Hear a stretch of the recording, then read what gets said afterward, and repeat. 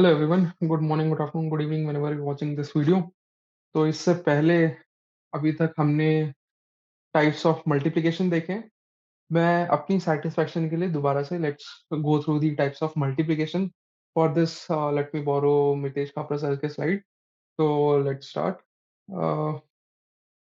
सो हमने इससे पहले मल्टीप्लिकेशन देखे थे मैट्रिसेस के। ठीक है। सो वही स्टार्टिंग से स्टार्ट करते हैं। Type one of multiplication. तो टाइप वन ऑफ मल्टीप्लिकेशन क्या कहता है? टाइप वन ऑफ मल्टीप्लिकेशन जैसे हम पहले करते थे, बचपन में करते थे। ए के रो को बी के कॉलम से मल्टीप्लाई करेंगे। ठीक है। ए के रो को बी के कॉलम से मल्टीप्लाई करेंगे। फिर ए के रो को बी के कॉलम से मल्टीप्लाई करेंगे, एंड जैसे हम करते आए हैं। ठीक है। तो सिमिलरली ए का जो फर्स्ट रो है 1 2 2 0, सेकेंड रो है 2 1 2 1, और थर्ड रो है 0 2 1 2। वो मल्टीप्लाई होगा 1 - 2 - 1 2 से, और 2 - 1 2 -2 से। जैसे देखते आए थे, जल्दी जल्दी देख लेते हैं बस। मैं बस अपने सेटिस्फेक्शन के लिए एक और बार वापस से ये चीजें करवाना चाह रहा था। और इन स्लाइड्स की खूबसूरती ये है कि इनमें कलर कोडिंग है, तो आप देखोगे कि अगर आप कलर्स को भी देखो ढंग से, तो आपको समझ में आएगा कि कौन सा एलिमेंट किस मैट्रिक्स का दूसरे एलिमेंट दूसरे मैट्रिक्स के किस एलिमेंट के साथ मल्टीप्लाई हो रहा है। ठीक है। तो हम ऐसे ही करते थे। ए का जो पहला रो है वो बी के पहले कॉलम से मल्टीप्लाई होगा। जो मेरे को जो C let the resultant matrix be C, तो सी का जो पहला एलिमेंट है वो मेरे को देगा। इसी तरीके से ए का जो सेकंड रो है वो बी के फर्स्ट रो से जब मल्टीप्लाई होगा तो मेरे को सी का सेकंड रो का पहला एलिमेंट देगा। And similarly so on and so fourth. Right. ये था टाइप वन ऑफ मल्टीप्लिकेशन। अब टाइप सेकंड ऑफ मल्टीप्लिकेशन क्या था? ठीक है, उससे जाने से पहले हम एक बार ये देख लेते हैं कि ये जो फोर है सी मैट्रिक्स में, ये जो फोर्थ, ये जो एलिमेंट मिला है, ये बेसिकली क्या है? ये एलिमेंट है, फर्स्ट रो और सेकंड कॉलम का एलिमेंट है, जिसको मैंने ऑलरेडी बताया। इसको हम क्या बोलेंगे? C12 बोलेंगे, right. First row, second column. C12 कैसे बन रहा है? C12 बन रहा है ए का फर्स्ट रो और बी का सेकंड कॉलम से बन रहा है, राइट। सो ये मैंने ऑलरेडी पहले भी बता रखा है। C12 कैसे बनेगा? A11 times B12 plus A12 times B22 plus A13 times B32 plus A14 times B42। Okay. जिसको मैं समेशन के टर्म्स में ऐसे लिख सकता हूँ। करेक्ट। तो अगर यहाँ पे देखोगे आप, ए का जो भी फर्स्ट रो है वो बी के सेकंड कॉलम के साथ मल्टीप्लाई हो रहा है, राइट। सो यहाँ पे आप देखोगे तो ए के सारे एलिमेंट के लिए जो वेरिएबल कांस्टेंट है वो है उसका रो, वो है उसका रो। और बी के सारे एलिमेंट के लिए जो वेरिएबल कांस्टेंट है वो है उसका कॉलम, राइट। बी का सारे एलिमेंट में सिर्फ रो चेंज हो रहा है, बाकी कॉलम विल बी सेकंड। तो उसको समेशन के टर्म्स में ये लिख सकता हूँ, जहां पे एन की वैल्यू क्या है? 4। जहां पे एन की वैल्यू है 4, राइट। ओके।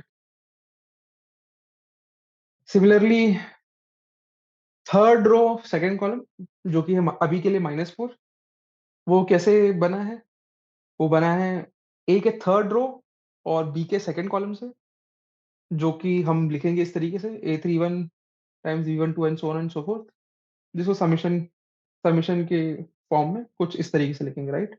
कलर कोडिंग पे भी आप लोग देखते रह सकते हैं, पॉज करके आप लोग देख सकते हैं। स्लो जा रहे हैं तो 1/5 की स्पीड में देख सकते हैं, right. So on and so forth. Okay. So इसी तरीके से CIJ, कोई भी एलिमेंट इस मैट्रिक्स सी में मैं किस तरीके से लिख सकता हूँ? इस तरीके से लिख सकता हूँ, राइट। पॉज करके देख लीजिए, हमने इससे पहले भी बता रखा है। अगर आप वीडियो में नहीं है, एकदम स्टार्टिंग से स्टार्ट करिए, पूरी प्लेलिस्ट में हर एक वीडियो लाइन से देखते रहिए। Linear algebra will be very easy for you. Okay. Second type of matrix multiplication is, जो भी रिजल्टेंट मैट्रिक्स है A × B, जो भी C एक रिजल्टेंट मैट्रिक्स है, उसके columns is linear combination of A के कॉलम्स। ठीक है। तो लेट्स ए के जो भी कॉलम है उनको मैं कहता हूँ A1 A2 A3 and A4, right? तो मेरा जो भी पहला कॉलम होगा सी का, मेरा जो भी रिजल्टेंट मैट्रिक्स का जो पहला कॉलम होगा वो होगा लीनियर कॉम्बिनेशन ऑफ ए। सो एक, अब इसमें इसमें इसमें कलर कोडिंग देखिएगा।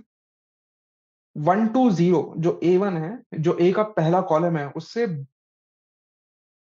बी का जो ये फर्स्ट कॉलम का फर्स्ट रो मल्टीप्लाई होगा, ठीक है?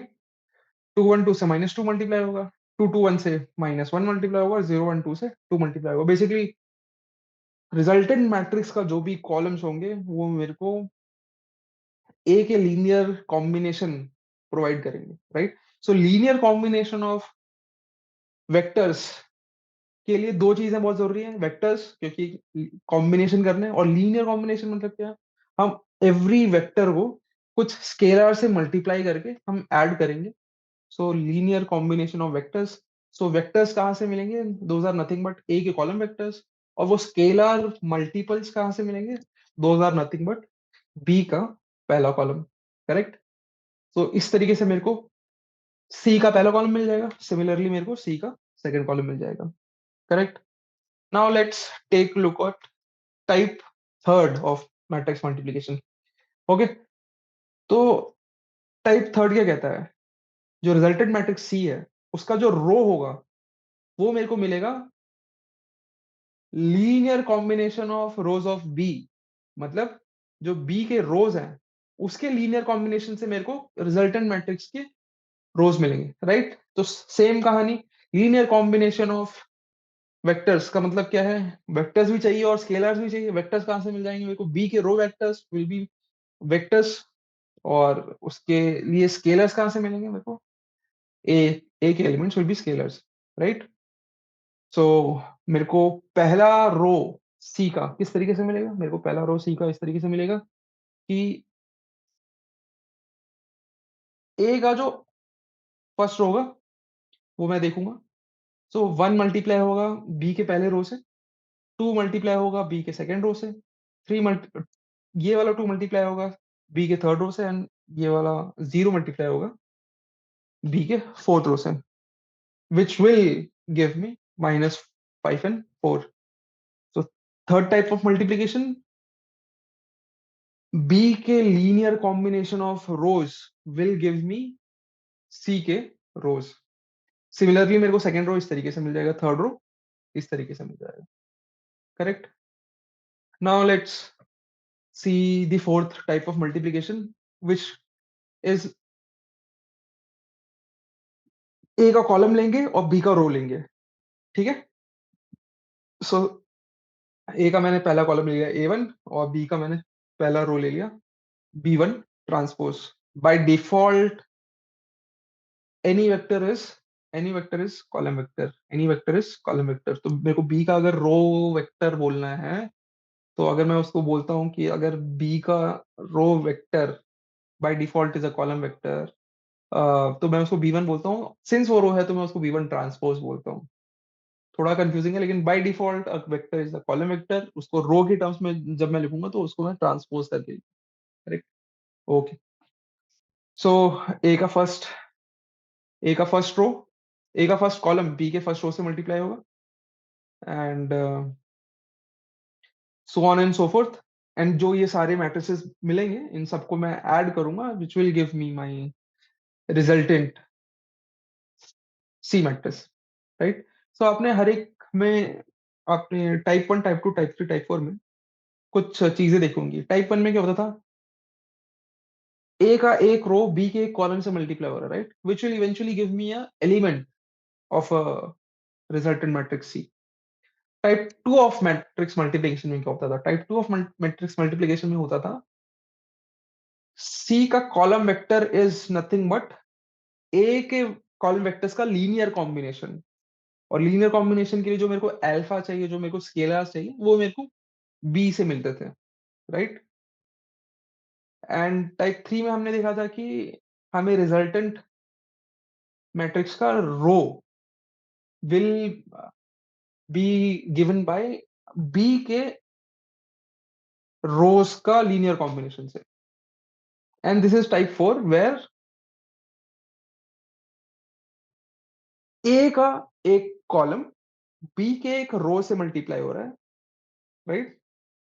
तो column multiplied by row will give me a matrix, right? इसको और डिस्क्राइब करेंगे। So correct. तो यहां तक हमने देख लिया था, which will eventually give us this. Okay. So same कहानी है, C11 को हम किस तरीके से लिख सकते हैं? A11 into B11 plus A12 into B21 plus A13 into B31 plus A14 into B41। Ultimately आना वही है, सेम चीज है। ठीक है। ओके। No issues. अब जो मैं बात कर रहा था वो चीज आ चुकी है। ठीक है। Type one of type one of multiplication क्या था? Rows multiplied by columns which will eventually gives me which will eventually produces one cell at a time, correct? अब टाइप टू ऑफ मल्टीप्लिकेशन क्या कहता है? Linear combination of A's column. ठीक है। जो मेरा सी है, जो मेरा रिजल्टेंट मैट्रिक्स है, that is nothing but linear combination of A के columns. Type three of multiplication मेरा क्या कहता है? जो मेरे rows of resultant matrix C है, that is nothing but linear combination of B's column. Linear combination of B's column. ठीक है। सो टाइप टू में वो रिजल्टेंट, जो मेरा रिजल्टेंट कॉलम है, उसका इवेंचुअली एक column at a time produce करता है। टाइप थ्री में it eventually produces a row at a time. And type four is nothing but, तो टाइप फोर क्या कहता है? मेरा रो कॉलम ए का एक कॉलम और बी के दूसरे एक रो से मल्टीप्लाई होगा, विच will give me one matrix. And that's how I'll have multiple matrix. You add them up and you will get the resultant matrix, which is nothing but type 4 always produces one matrix at a time. Okay. Now let's see this. ये एक matrix है which is identity matrix. B एक दूसरा matrix है which is this, right? अब मैं I into B करना चाहता हूँ। ठीक है। So it is very simple. हम दोनों तरीके से पहले देख लेते हैं। Let's say टाइप थ्री के नजरिए से देखते हैं। टाइप थ्री के नजरिए से मतलब कि मेरा जो रिजल्टेंट मैट्रिक्स होगा, जो मेरा यहाँ पे सी मैट्रिक्स होगा, जो रिजल्ट आई इंटू बी जो भी मैट्रिक्स होगा, राइट? टाइप सी क्या कहता है? रोज ऑफ सी और rows of the resultant matrix is linear combination of B. ठीक है। सो बी का लीनियर कॉम्बिनेशन देखते हैं हम क्या होगा। So one times row one, zero times row two of B, and zero times row three of B, which is nothing but 1220 itself. Similarly, for the second row of resultant matrix क्या होगा? Zero, this zero times row one times row two, zero times row three, which is nothing but row two itself. And similarly, row three of resultant matrix will be this only, right? समझाने, हमें पता है कि identity matrix से कोई भी matrix multiply करोगे तो वही आपको आना तो वही है। मैं आपको टाइप थ्री के नजरिए से समझा रहा हूँ कि टाइप थ्री के नजरिए से हम कैसे कर सकते हैं, राइट? तो यहाँ पे टाइप थ्री सोचना आसान है। आसान क्यों है? क्योंकि मेरा जो पहला मैट्रिक्स है वो सिंपल है, राइट? यही अगर आप टाइप टू के नजरिए से सोचें कि रिजल्टेंट मैट्रिक्स का जो कॉलम्स होगा, that is linear combination of my columns of matrix A. तो उस केस में आपको सोचना ऐसे पड़ेगा कि भाई my first column of resultant matrix will be 1 times this plus 2 times this plus 0 times this, which eventually you will get this column only.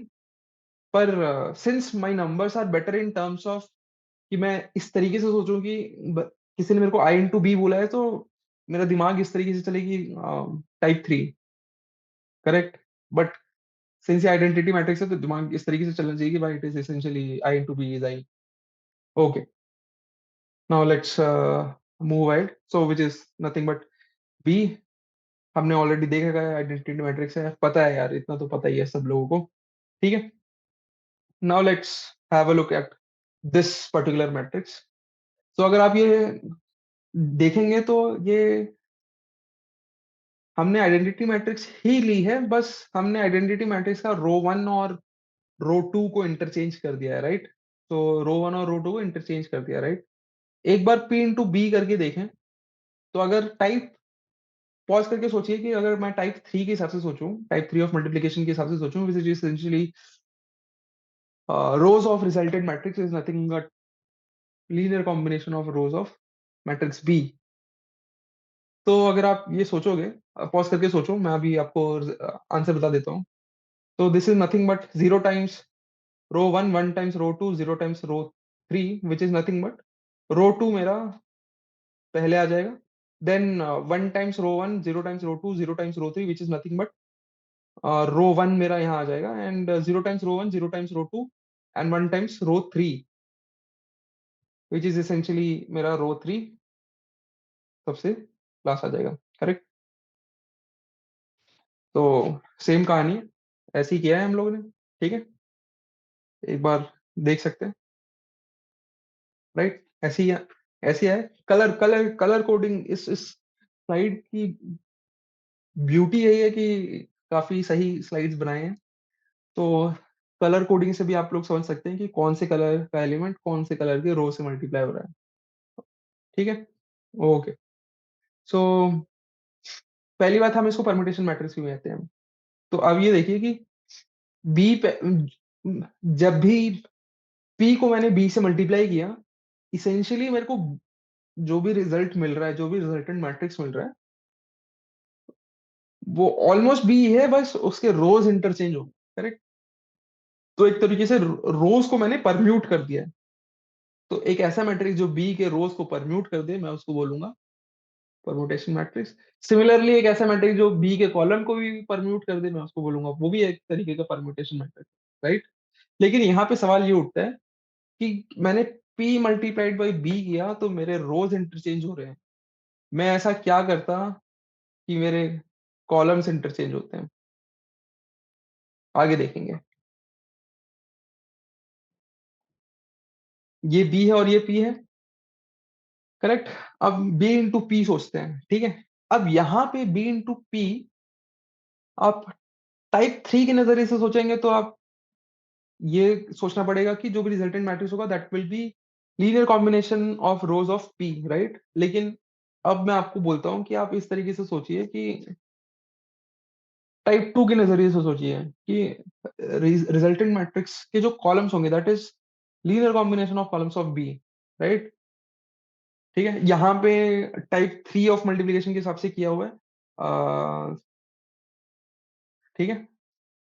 लेकिन लेकिन जो हमने सोचा था वो सोचना आसान है, क्योंकि हमेशा नंबर्स देखिए, टाइप टू कर सकते हैं या टाइप थ्री कर सकते हैं। इसेंशियली एंटायर लीनियर अलजेब्रा में आपको टाइप टू या टाइप थ्री में ही महारत हासिल करनी है। टाइप वन तो बचपन से करते आए हैं, और टाइप फोर जनरली इतना यूज नहीं होता है, ठीक है। ठीक है, अब मैं आपको ये बताऊंगा, अगर मैं आपसे ये पूछूं कि भाई एक n cross n permutation matrix है, एक n क्रॉस n एक परमुटेशन मैट्रिक्स है, तो ऐसे कितने परमुटेशन मैट्रिक्स हो सकते हैं एक n क्रॉस n के लिए। सबसे पहले तो सबसे पहली बात, परमुटेशन मैट्रिक्स वो मैट्रिक्स होती है जो कि नंबर ऑफ रोज को इंटरचेंज कर दे, ठीक है। जैसे कि p टाइम्स b में हुआ था पहले वाले केस में, करेक्ट, यहाँ पे। या फिर एक ऐसी मैट्रिक्स जो कि कॉलम्स इंटरचेंज कर दे, राइट। तो अच्छा, एक चीज तो बहुत क्लियर हो गई होगी कि P अगर परमुटेशन मैट्रिक्स है तो P टाइम्स B करोगे तो रो इंटरचेंज होगा, और B टाइम्स P करोगे तो कॉलम्स इंटरचेंज होगा, right. So basically pre multiplication bye a permutation matrix will permute your rows. Post multiplication of your matrix by P will interchange or permute your columns, ठीक है। अब बात ये आती है कि अगर n क्रॉस n का एक परमुटेशन मैट्रिक्स है, तो how many number of permutation matrix can exist. तो उससे पहले ये समझो कि मुझे या तो रोज परम्यूट कर रहे हैं या तो कॉलम परम्यूट कर रहे हैं, करेक्ट। तो मुझे एक चीज बताओ, क्या इस एक रो में या इस एक कॉलम में मल्टीपल बना सकते हैं? सोच के देखो, क्या एक रो में या एक कॉलम में मल्टीपल बना सकते हैं? ठीक है, ऊपर पिछले वाले एग्जांपल में पहले समझते हैं। ठीक है, हम यहाँ पे row wise linear combination of rows कर रहे थे। अब मान लीजिए कि यहाँ पे रो वन में यहाँ पे अगर एक और वन आ जाता, ठीक है, इस जीरो की जगह ये वन आ जाता, तो मेरा first row of resultant matrix क्या होता? बी टू का row two plus B three का रो थ्री, करेक्ट, क्योंकि यहाँ पे ये वन हो जाता, यहाँ पे ये वन हो जाता। तो मेरे को जो रो वन ऑफ रिजल्टेंट मैट्रिक्स मिलता वो कुछ और मिलता मेरे को।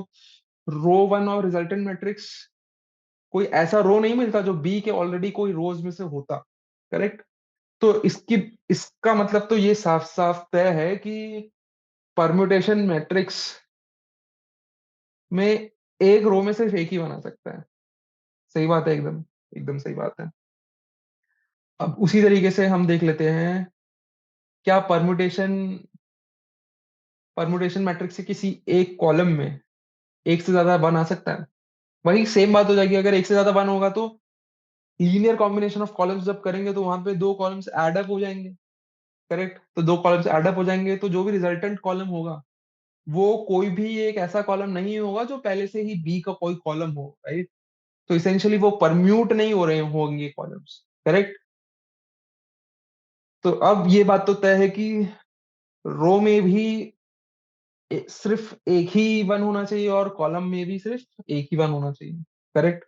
तो अब ऐसा समझो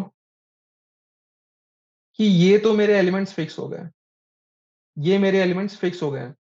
अगर एन क्रॉस अगर पी एक मैट्रिक्स है जो कि एन क्रॉस एन है, राइट, तो ये जो एन एलिमेंट्स हैं ये तो फिक्स हो गए हैं, ये एन एलिमेंट्स हैं ये तो फिक्स हो गए हैं। अब इनकी ऑर्डरिंग चेंज हो सकती है, ठीक है। अगर इनकी ऑर्डर इस तरीके से हुई तो बहुत ही ब्यूटीफुल तरीके से हुई तो वो आइडेंटिटी मैट्रिक्स कहलाएंगी। ऊपर नीचे हुई तो वो परम्यूट कर देंगी, करेक्ट। अगर प्री मल्टीप्लाई करोगे तो रोज को परम्यूट कर देंगी, पोस्ट मल्टीप्लाई करो तो कॉलम्स को परम्यूट कर देंगी, करेक्ट। तो ये एज अ वन एंटिटी आपस में इंटरचेंज हो सकती है, ठीक है। और एन क्रॉस एन अगर मैट्रिक्स का डायमेंशन है, अगर order of matrix N cross N, तो ऐसी कितने रोज होंगे? एन। या ऐसे कितने कॉलम्स होंगे? एन। और ये आपस में कितने तरीके से परम्यूट हो सकते हैं? N factorial. So total number of permutation matrix that can be possible are n factorial. I just hope कि I'm not too fast. Cool. Same चीज वापिस से बोल देते हैं। Pre multiplying a matrix with a permutation matrix exchanges its rows, and post multiplying a matrix with a permutation matrix exchanges its column. बहुत खूब। Now let's see, E एक matrix है, B एक मैट्रिक्स है, E इंटू बी क्या होगा? ठीक है। अब पॉज करिए और ये सोचिए, टाइप टू से इसको सॉल्व करें या टाइप थ्री से, किससे इसको आसानी होगी? ठीक है। सो सिंस मेरा ई बहुत अच्छा मैट्रिक्स दिख रहा है मेरे को, तो मेरे को टाइप थ्री से सहूलियत होगी, जो कि कहता है कि रिजल्टेंट मैट्रिक्स का rows is linear combination of rows of matrix B. तो इसका पहला रो क्या होगा? इसका पहला row nothing but first row of B होगा, क्योंकि यहाँ पे दिस इज रो वन से मल्टीप्लाई होगा, रो टू से मल्टीप्लाई होगा, रो थ्री से मल्टीप्लाई होगा, रो टू और रो थ्री तो जीरो हो गए, तो बचा row one, correct. Now row two of resultant matrix क्या होगा? Row two of resultant matrix is nothing but minus of row one of B plus row two of B, correct. बिल्कुल सही। And similarly row three will be as it is, correct. अब अगर हम इसको ध्यान से सोचें, E into B, E into B, पहला रो एज इट इज मिलेगा मेरे को जो बी का था। सेकेंड रो कैसे मिल रहा है मेरे को? सेकेंड रो मिल रहा है minus R one plus R two, correct, minus R one plus R two. And third row कैसे मिल रहा है? R2 plus R3। सो हम रोज ऑपरेशन करते थे, अगर थोड़ा बहुत याद आ रहा है, बचपन में हम रोज ऑपरेशन करते थे। तो रोज ऑपरेशन जिस तरीके से हम करते थे, उन रोज ऑपरेशन को हम मैट्रिक्स मल्टीप्लिकेशन के टर्म्स में कैसे लिख सकते हैं? समझ में आ रहा है? सो अगर मैं कहूं आपको कि भाई ये बी एक मैट्रिक्स है जिसमें मेरे को R2 goes to R2 minus R1 करना है, and R3 goes to R3 plus R2 करना है, तो क्या मैं इस E से मल्टीप्लाई करूंगा बी को तो मेरे को ये मैट्रिक्स मिल जाएगा? एकदम सही बात है। हम इसको आगे और अच्छे तरीके से पढ़ेंगे, बस बस ये एक ओवरव्यू के लिए, ठीक है। सिमिलरली यहाँ यहाँ क्या मिलेगा मेरे को? First row as it is मिल जाएगा, correct. Type 3 of multiplication, first row as it is मिल जाएगा बी का first row. Second row, B का second row as it is मिल जाएगा मेरे को यहाँ पे। थर्ड रो के लिए क्या बोल रहा है ये? थर्ड रो मिलेगा मेरे को बी का R3 - 2 R2 से, R3 - 2 R, so basically it is nothing but subtracting 2 times row 2 from row 3। so actually in matrices को एलिमेंट्री मैट्रिसेस भी बोलते हैं। हम आगे जाके गॉसियन एलिमिनेशन और बाकी सारी चीजें पढ़ेंगे, तो विल गो थ्रू दिस। ये अभी के लिए बस, सिंस हम मैट्रिक्स मल्टीप्लिकेशन के फ्लोज में थे, तो इसको कंटिन्यू कर लेते हैं, ठीक है। तो ये तो हो गया भाई अपना, ठीक है। तो लेट्स से सी एक ये मैट्रिक्स है और बी एक ये मैट्रिक्स है, ठीक है। तो सी बी को जब भी हम मल्टीप्लाई करेंगे तो C B will be this, ठीक है। अब सी बी ये एक बहुत ही स्पेशल टाइप का मैट्रिक्स है, जो ये रिजल्टेंट मैट्रिक्स है। ये स्पेशल क्यों है भाई? ये स्पेशल इसलिए है कि देखोगे इसके जो जो डायगोनल है, अगर आप डायगोनल को भूल जाएं तो बाकी सारे एलिमेंट्स मिरर एलिमेंट्स हैं, करेक्ट। हमने ये पढ़ रखा है ऐसे मैट्रिक्स को क्या बोलते हैं, ठीक है। ऐसे मैट्रिसेस को स्क्वायर सिमेट्रिक मैट्रिक्स बोलते हैं, करेक्ट। अब स्क्वायर सिमेट्रिक मैट्रिक्स की प्रॉपर्टी क्या होती है? If S is square symmetric matrix, then transpose of that particular matrix is also a same matrix, correct. S is equal to S transpose, ठीक है। But why, लेकिन मुझे एक चीज बताओ कि ए और इस सी मैट्रिक्स और बी मैट्रिक्स की ऐसी क्या खास बात है कि दोनों ने मल्टीप्लाई करने के बाद एक ऐसा मैट्रिक्स दिया जो कि स्क्वायर सिमेट्रिक मैट्रिक्स है? थोड़ा ध्यान से देखिए, थोड़ा सा ध्यान से देखिए। करेक्ट। सी और बी आपस में ट्रांसपोज है, जो सी का रो है वो बी का कॉलम है, करेक्ट। जो सी का रो है वो बी का कॉलम है। Mathematically C I J is B J I, correct. C I J is B J I, correct. Okay. अब ओके, सी ए मैट्रिक्स था, बी ए मैट्रिक्स था, करेक्ट। और हमें पता है कि सी बी का ट्रांसपोज है, करेक्ट। सी को मैं बी का ट्रांसपोज लिख सकता हूँ या बी को मैं सी का ट्रांसपोज लिख सकता हूँ, जिस भी तरीके से लिखना चाहूँ, करेक्ट। तो सिंस मुझे ट्रांसपोज की प्रॉपर्टी पता है, ए इंटू बी का whole transpose is nothing but B transpose A transpose, same property को मैंने यहाँ पे यूज कर लिया। सेम प्रॉपर्टी को मैंने यहाँ पे यूज कर लिया। सी इंटू बी का transpose is nothing but B transpose C transpose, and since मुझे पता है कि B transpose is nothing but C, B transpose is nothing but C, and C transpose is nothing but B. So what this is showing is CB का whole transpose is giving me CB। अब CB को एक समझ लो एक M matrix है, CB को एक समझ लो M मैट्रिक्स है, ठीक है। सो M transpose is nothing but M। तो ऐसे मैट्रिक्स को हम क्या बोलते हैं? ऐसे मैट्रिक्स को हम बोलते हैं square sum. So this was a simple proof, this was the same thing. Okay, okay, now let's do this. Okay, we'll just stop here and we'll continue after our main lectures. Thank you so much.